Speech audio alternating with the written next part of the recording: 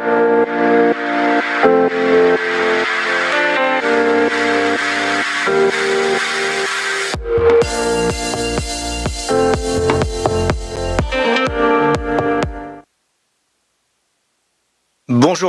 Hello everyone and welcome to this new session of the economic meetings in Aix that we've organized from Maison de la Radio. In fact, we'll be talking about technology. Is it a potential solution to all our challenges? We'll be talking about AI, big data, ecology, and we have 6 top-notch speakers. Roxanne VARZA, Director of Station F, Elisabeth MORENO from Johannesburg, who's the Vice President of HP Africa. Hello, Elisabeth. Happy to meet you.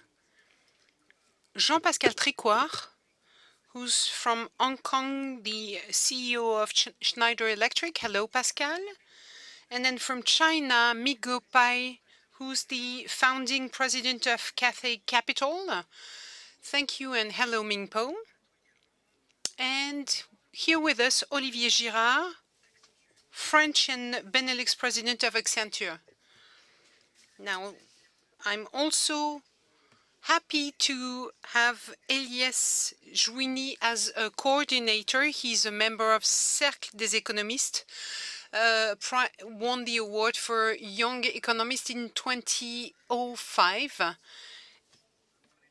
And he published a note online on the site, and it's a very interesting one, so have a look at it if you have time. So the debate will last for approximately 40 minutes. We'll have short speeches from our speakers. And if you wish, you can ask questions on the internet. I'm connected to a tablet, and I'll try and keep some time at the end of the debate to ask questions. Elyes, you have 2 minutes to give us a wonderful framework for this debate. Hello, everyone. The sanitary and economic crisis has reinforced the tension between local and global, and the result in rejection of responsibility and need to identify global people in charge. They also create tension between community and the individual with the refusal of rules.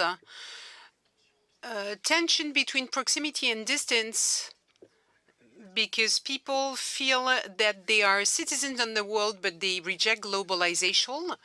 And there's also a willingness to master the present, but also the future. So technology allows us less distance, more visibility, a best mastery of risks and traceability, and better conciliation of the individual and the group. Now, those are interesting, and Stop COVID is the illustration of that, because it allows us to have more trustworthy information, but also fake information or manipulated information. So we need scientific validation. Technology permits optimum control of tasks, but there's also a cost and the problem of skill. So several questions are open. What about manipulation of the masses and populism? What about the increased man? Will it be at the service of a reduction of inequalities, of a source of inequalities, greater inequalities? What about new organization of work? Will they make useful billions of individuals? What about new technology and frontiers? And do they challenge frontiers, or will they create a new global order? So contrarily to what you think, progress is not perfect and it needs perfection.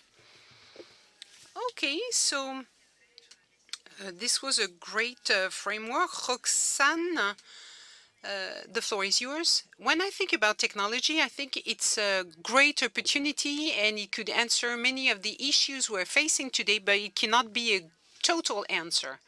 We talked about several examples in the introduction. Artificial intelligence, artificial intelligence, the recent crisis, and technology can answer some of the problems. They can help us. It allowed us to keep on working, teleworking. It reduced several risks, but it's not a comprehensive solution. So we need to develop technologies, and I think there's also the question of responsibility that must be addressed. When you create technology, it's not creating them per se, but we have to think about them, to have regulations, and this is something that is beginning to appear today. I think the example of Facebook is perfect, but we have many others. And we also need to look at the needs when we are trying to develop something. Because now we have entrepreneurs, there are young startups that are well aware of those responsibilities when they develop something. But this is really the beginning. Do you need that some technologies are creating that do not answer any needs? Maybe I wouldn't say it in such a way, but I think you're right. For example, there are small apps that are not incredibles, that do not answer a deep need. So you're saying that technology, yes, but not for anything. And it cannot be a total answer to our problems. Jean-Pascal, you think that technology must be a response to new uses that you used, and you think this technology is useful, and the CEO of Schneider Electric cannot say something else. Well, in fact, I think that technology must be used to solve one big challenge, which is climate change. So at Schneider, we work on the subject full time. And we try to combine technologies so as to face this catch-22 situation. The idea would be to supply everyone with energy, but then to divide carbon emission by 2. So if we want to solve this challenge of the 21st century, we have to consume energy differently than we did in the 19th and 20th century. So of course, it's not about using one technology. It's a combination of technologies, that of the digital, that allows great efficiencies that are completely different than the ones we used in the past. So you have efficient buildings, efficient houses, efficient industries. You can also have circularity and traceability. All this combined to renewable energies. And this is how we envision the future and how we can solve the climate problem, so that we have connectivity, so that we have more efficiency and control the resources we use. Also, we'll have more electricity because we have to stop carbon uses. So, for example, electric vehicles will be more and more present. And then there will be renewability of the energies with solar panels or the use of the wind. So in some countries like Australia, today 40% of houses generate their own electricity. So this is a revolution that has started already. So you say it's for tomorrow, but it already took place today. Well, you know, I've been participating in those debates on ecological transition. But it's not a technological subject, but technologies are here. And in 10 years' time, we won't live the way we use our energy than we used to. So we have to change our habits. We have to change the way we live together, how we use the environment, so as to use technologies that are present already. And what's at stake for France? Because many environmentalist decision makers were elected. So we must ensure that France is one of the leaders in the use of renewable energies, so that we are ahead of other countries. So, Elisabeth Moreno, you wanted to talk about a very specific point that is concerning developing countries. Because it's probably interesting for emerging countries. Yes, indeed. Hello, everyone. And I'm convinced that all the industrial revolutions and the fourth that is going on is that offering many opportunities to developing countries. So I'm going to give you a very specific example concerning Africa, where several Western countries have developed tools to answer their needs, but here we are facing a new change. And there are two factors. First, the median age of the population. More than 50% of the population is digitally active. And then the increase in access to technology. And I think that this democratization, this growing use of technology might help the developing countries to solve difficulties, because if you have a mobile phone, a computer, and a great internet connection, you can study all over the world.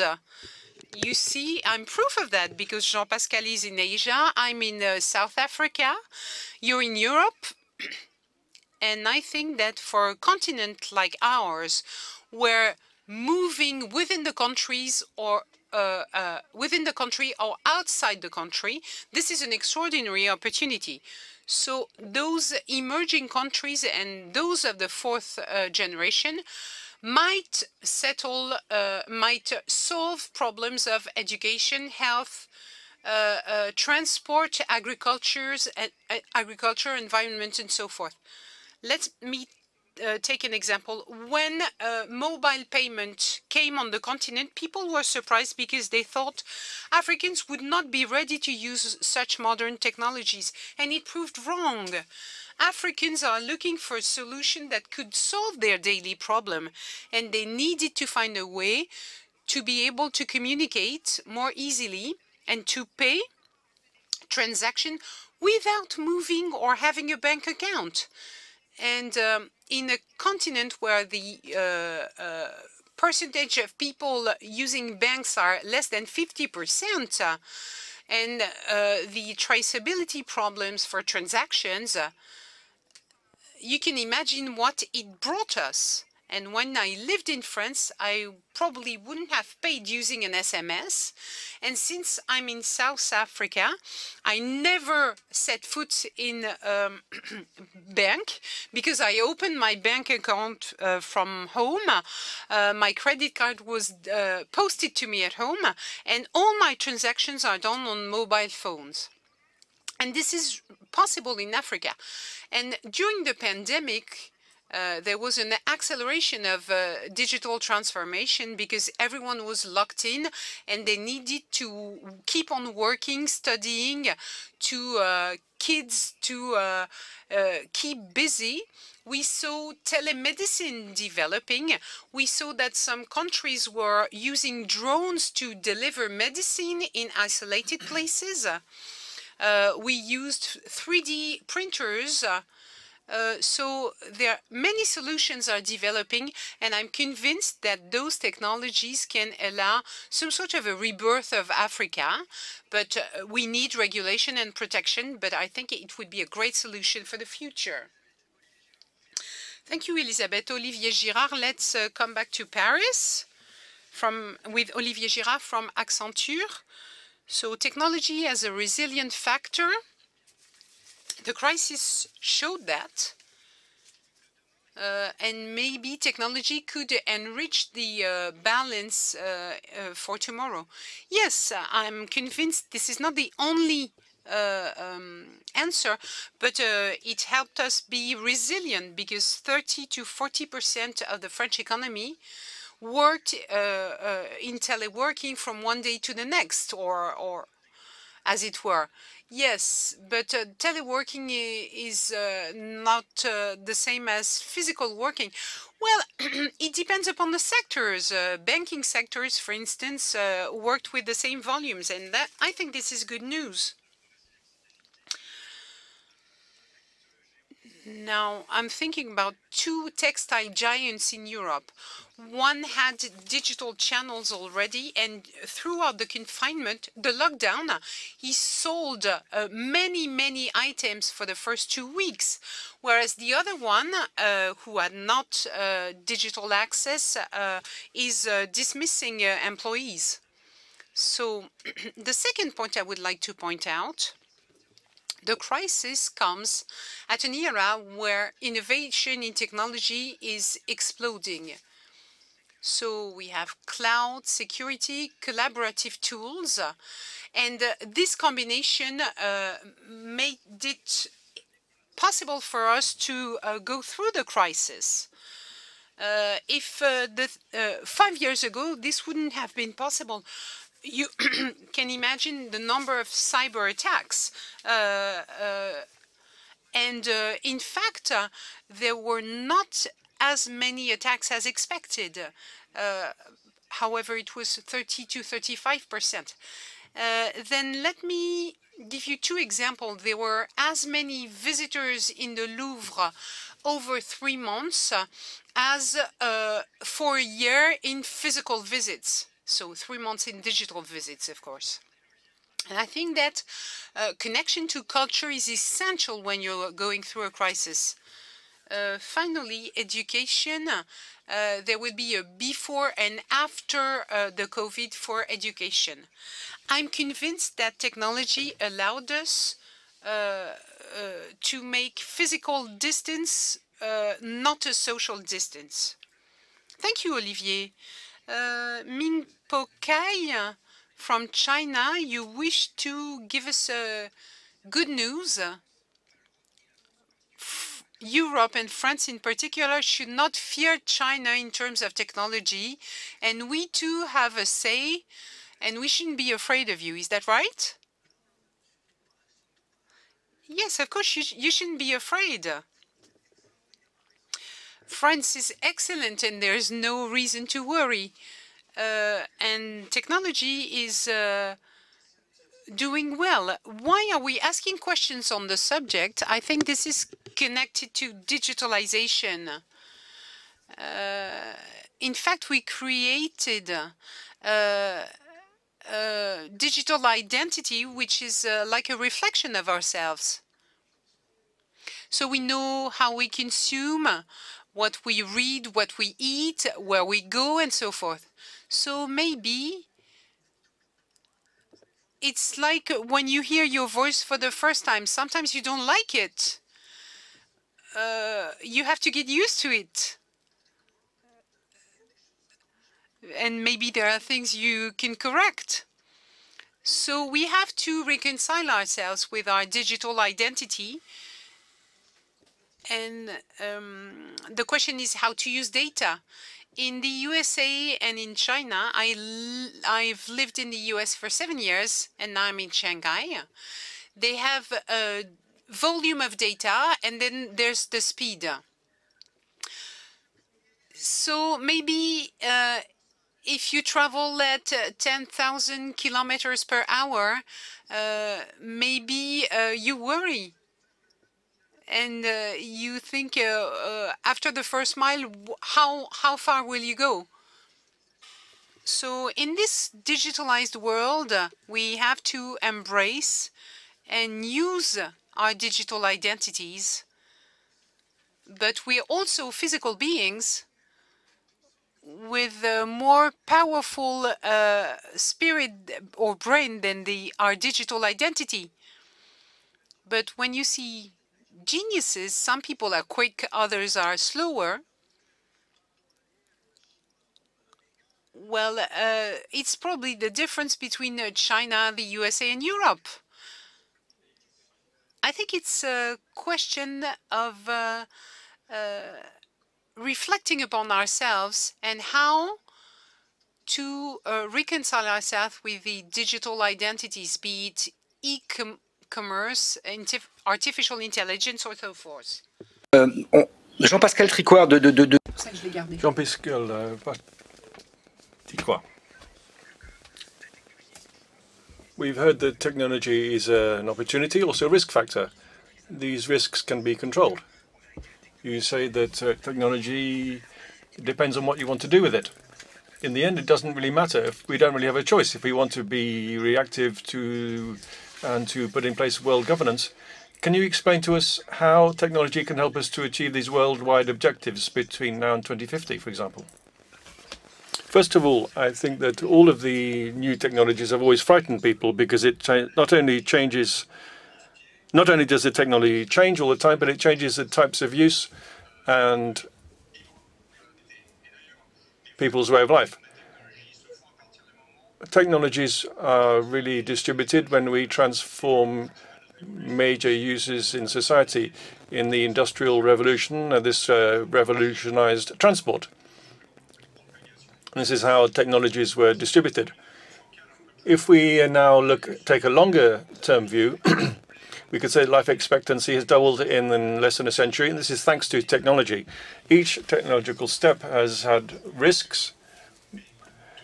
Sometimes they were very difficult risks. All of this has been controlled over a period of time and has been mastered and adapted so that it brings tangible benefits. For me, life expectancy is an important issue. When you hear what has just been said about COVID, you can have any kind of discussion you like about the different themes. The whole world is searching for a vaccine and using the technologies to find solutions to these worldwide problems. Once again, in our sector, as I said earlier, the only way to combat climate change is to apply energy to everybody, to completely change the energy paradigm, and to therefore make use of new technologies. And at the summit of new technologies, you have digital technology. Digital technology makes it possible to increase energy efficiency and also, above all, to share the infrastructure more effectively. For example, in the world, a car is only used for 5% of the time. If we can share uses of car better, this would be a good thing. Often buildings are heated and lit all the time, whereas they're only being used for 50% of the time. So intelligent machines can be used to turn these systems on and off, and so they're only used when they're actually necessary. During the COVID, Schneider provides electrical systems to hospitals for power supply, for intensive care, and also other systems where there were video conferences. We provide cooling and heating systems for those conference venues. During the crisis, we've had a number of customers who had to keep their facilities running without being able to send people on site to carry out repair because those people were stuck at home in lockdown.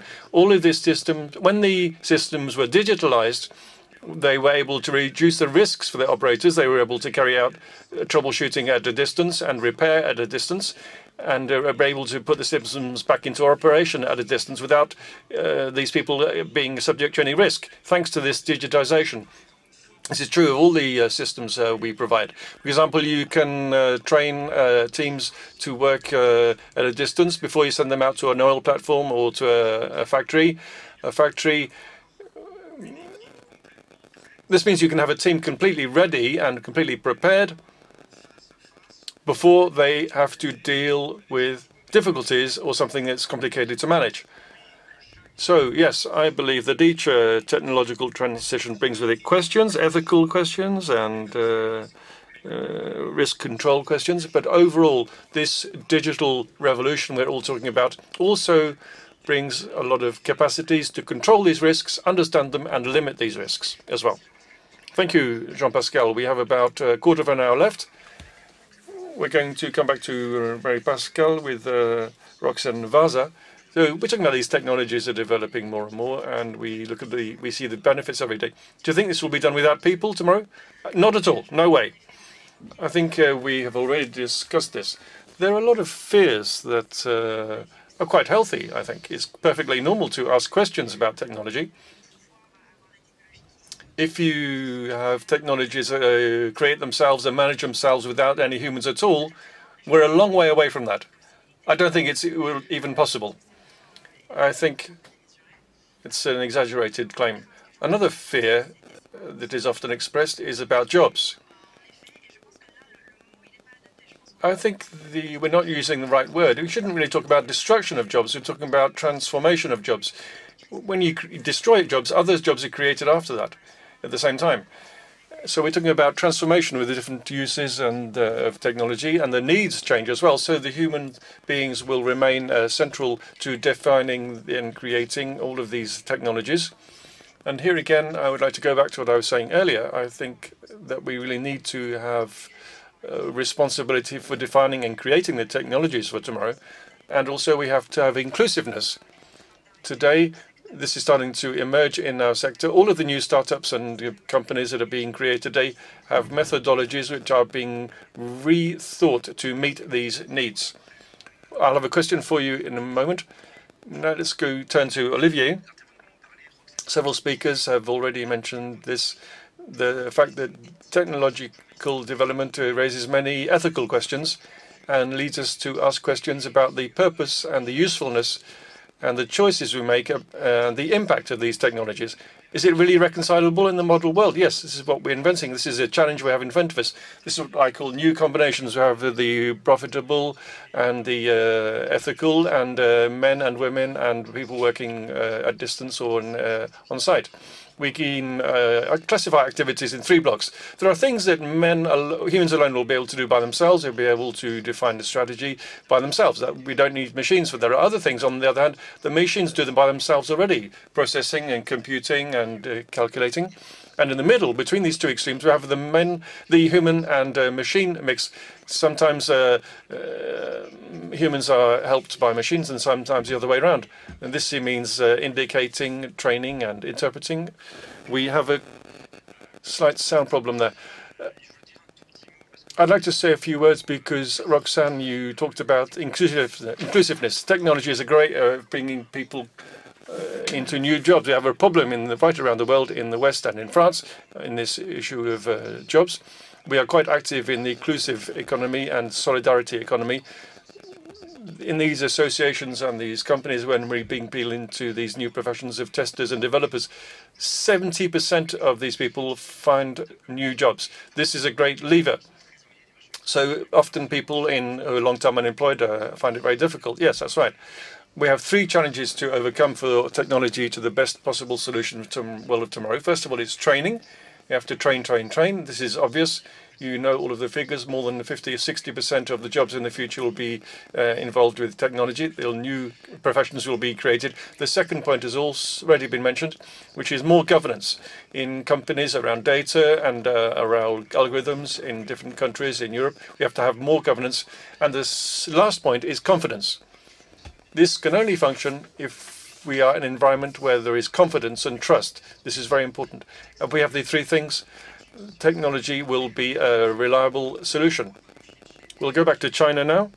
Mingpo for Cathay Capital. You, as an investor, for you, what are the sectors where technology has to intervene in the future? The great sectors of technological development in the future. I think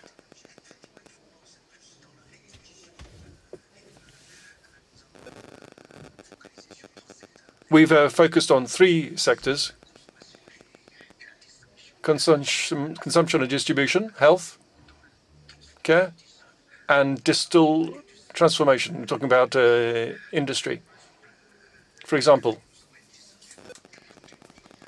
we're working in 4 continents, including Africa. We have Africa Investor Fund. We have 21 major industrial groups, including a lot of CAC 40 companies. We have created a smart energy fund to track all of the questions that Jean-Pascal was mentioning. We have a fund on mobility with Valeo to optimize mobility. If we take the example of healthcare, in France, we've invested in France and in Spain. We have companies They carry out research into drugs to have more precise targeting thanks to data and artificial intelligence. We have just launched a partnership with Sanofi so that we are able to open up the Sanofi ecosystem with startup and new entrepreneurs to better target health issues, because the humans have to be at the center. Digital solutions will help us do that. We are working with Easy Work in Paris and in Germany too. These are all Easy Work is a company where people work using digital solutions. And WinWin in Germany is a company they're working with hospitals. The hospitals have recruited temporary nurses on the European level. Another education company is a company where people are able to learn. Were able to learn during the crisis, and this worked very well. Another essential point is, if we look at the age of these young entrepreneurs, Samana and Anto in Paris, Easy Work, or Vago and Education, they're all aged between 30 and 40. More 30 than 40. These generations have no complexes. They don't have to spend hours talking about whether technology is useful or not.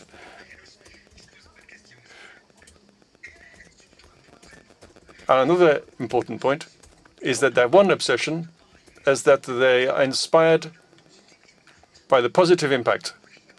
They're not here to have fun. They are very concerned by the positive impact of these technologies. And you talk to young entrepreneurs, you see that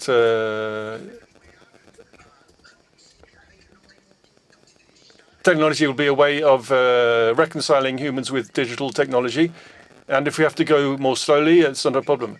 In Europe, there is this culture that consists of talking and thinking in a philosophical way. We talk about ourselves as human beings in the flesh. This is slightly different, and I'm very confident about this. Elisabeth will finish this part of the discussion now with you in Johannesburg, as Olivier said, and Mingpo has said. It's an opportunity for a number of people who were distant from technology. It's a way of integrating people once more. It's also a great source of emancipation for women. This is a subject that's very important for you, Elisabeth, I know. I wanted you to end this roundtable with a few words about this positive impact of technology on women's emancipation. Thank you for giving me this opportunity. I'd like to react to what everybody has said, because I think it's a good way of concluding. We talk a lot about digital transformation, and we forget that there's no digital transformation without human transformation. Technologies are just tools. It's up to humans to do something good or bad with it. Our technologies will resemble what we are like as humans and what the values we convey in this world. The second point is that unemployment is a terrible scourge throughout the world, especially youth unemployment. In the African continent, it's an absolute disaster. There's a shortage of talent today in technological sectors. And if we train young people properly in the professions of tomorrow with the tools of today for the professions of tomorrow, that can transform the lives of a lot of people. For more than 20 years, I've been working in the tech sector. For more than 20 years, the number of women working in these sectors is between 15 and 20%. For more than 20 years, I've been reading lots of analysis that says that diversity in companies and in technology brings richness. And we need that because technologies are present in every part of our lives. But nevertheless, although there are a lot of young women studying in these tech sectors, we realize that they are unable to embrace this world that is still considered to be a masculine world. I would like to say to these women who are absolutely brilliant and intelligent and very capable and competent that if we allow these technologies to be built only with masculine values, we will have unfortunate examples such as we saw recently, where machines become racist, misogynistic, and exclusive. We can't let that sort of thing happen. I think that today technologies enable women who haven't had access to a good education to get this training, whether it's in Johannesburg or Abidjan or Lagos, so they can have access to training in Africa or in Cambridge or in Paris and New York. This is a fantastic opportunity. These technologies using virtual reality headsets to learn to carry out repairing on a machine or to become a carpenter, if you're a woman who wants to become a carpenter or a cabinet maker, enables you to increase your professional skills. It's a great challenge for women who have families to choose between their business life and their personal life. All of these things are made possible thanks to technology. And it wasn't the case 15 or 20 years ago. So I'd like to conclude with that because I know we won't have much time for questions otherwise. In some places in the world, technologies today are used to send rockets into space, and that's great. In other parts of the world, the technologies enable people to have access to the basic human rights, such as finding enough to eat and studying and training. This is the strength and the weakness of modern technology. They can either give superpowers to people who are able to do that, or they can create more inequalities and differences between people and exclude people more. And that is a choice that political leaders have to make and business leaders have to take to decide how they're going to use these tools, what kind of society they want to create, because today we have access to plenty of resources and tools. We have all of the skills necessary to create a better world. Are we actually going to do that, or are we going to continue to exclude? That's the question I have. Thank you, Elisabeth, for that conclusion. A few questions from internet users before we move on to the conclusion from Elyes. We've seen that what a little virus is capable of doing to the world. Everybody is expecting the computer virus is going to bring the world to its knees. Is that something that frightens you? Do you think there's going to be this computer virus? Do you think that's something we can avoid, maybe? I'm unable to answer that question, but of course it is a threat. And that's why I emphasize the question of confidence. I think this would be a tragedy if all of these digital links we've been able to create around the world, gaining access to everything without repeating everything else is said, was to collapse. So we have to work on that. Roxanne, I agree. It is a threat and a possibility. We have to be able to imagine it, but it's very difficult to know what form it's going to take, when it's going to happen. So. But it's not an imaginary thing. No, it could happen, yes, absolutely. Elyes, conclusion, please. What I've learned is that climate and technological and demographic transitions won't take place incrementally. We have a choice between preparing for them or having to deal with them in a difficult way. Technology represents a fantastic opportunity, especially in emerging countries, and it has given us opportunities that have also been extraordinary during this pandemic. It has enabled us to be more resilient and more agile. I very much like the fact that technology is a reflection of ourselves. It's through our own voice that we hear. We might not like it sometimes. Elisabeth Moreno said if we are not careful, artificial intelligence can be just as racist and sexist as we are. And I am very much aware of that because I've created an association called Women and Science, where we look at this interface between women and technology. This tension between individuals and machines is not something new. I don't think we can resolve it by sliding the cursor between less and more human. On the contrary, we have to use technology to enrich the way we think about the interaction between individual action and collective action. What I've heard is that the challenge here is us. How do we want to live together? I think they may be faced with the great problems of the world. The challenge is to put technology at the service of augmented discernment. Thank you very much for that wonderful conclusion. Thank you for all of our participants, Jean-Pascal from Hong Kong, Elisabeth Moreno in Johannesburg, and Mingpo Kai in China. Thank you to those of you who came to the studio here. It's very nice to meet you, Roxanne and Elyes. And we'll have now to the next part of the program. Thank you.